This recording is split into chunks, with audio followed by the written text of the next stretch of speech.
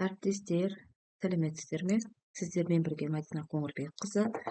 Бүгін мен сіздерге мына Render Forest бағдарламасында тағы да анимациялық мультяжды бейнеролик жасауға болады. Мен соны көрсетемін қазір.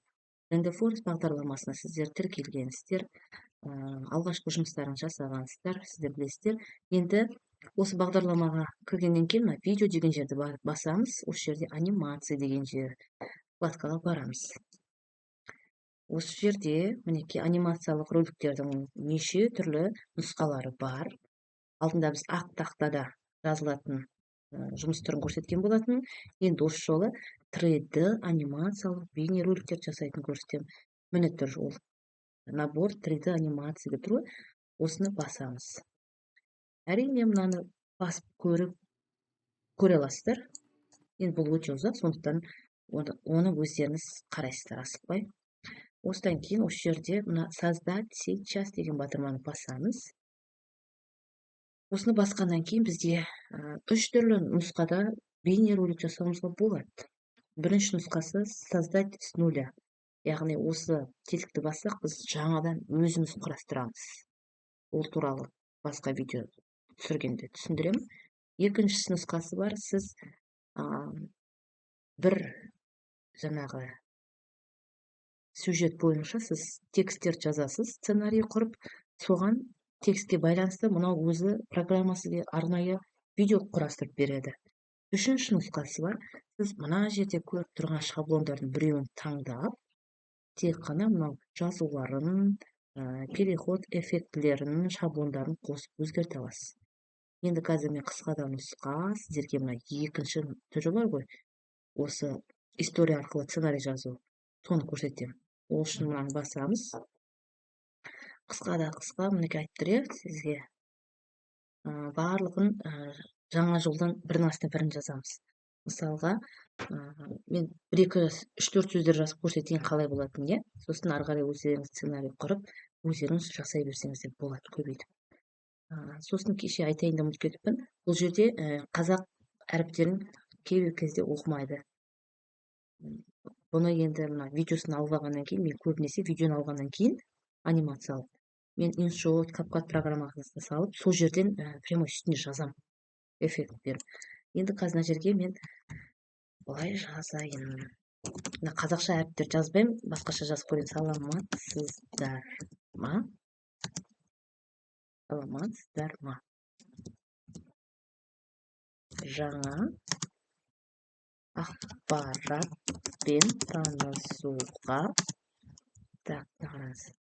Мыналарды деген әріпті оқымайды, сонда жаңа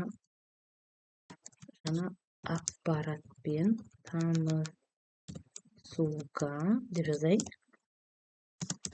Дайынсыздар ма?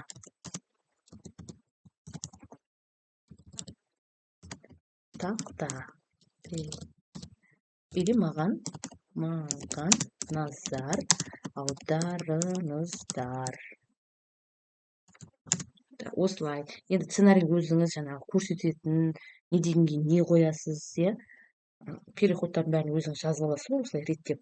Осылай сценарий құрып болғаннан кейін, сіз мына генерировать проект деген басасыз.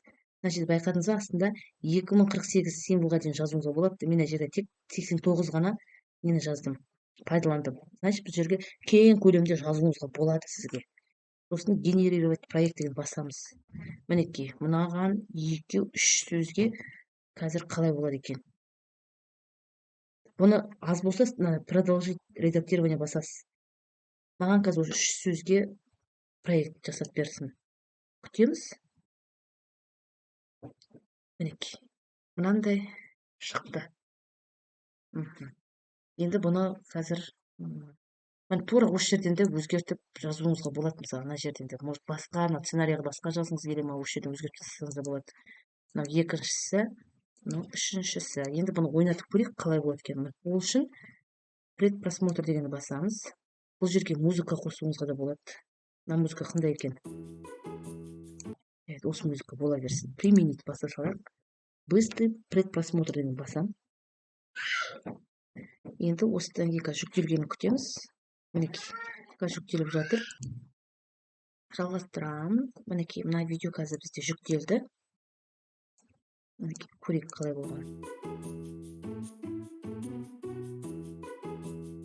Не болып шығады екен?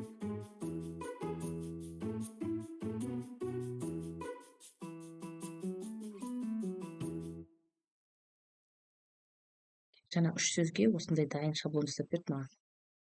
Мінекей, енді бұны жүктеп алу үшін көп адамдар сұрап жатыр, қайдан жүктеймін деп. Мына жаққа барасыз, араның суретіне.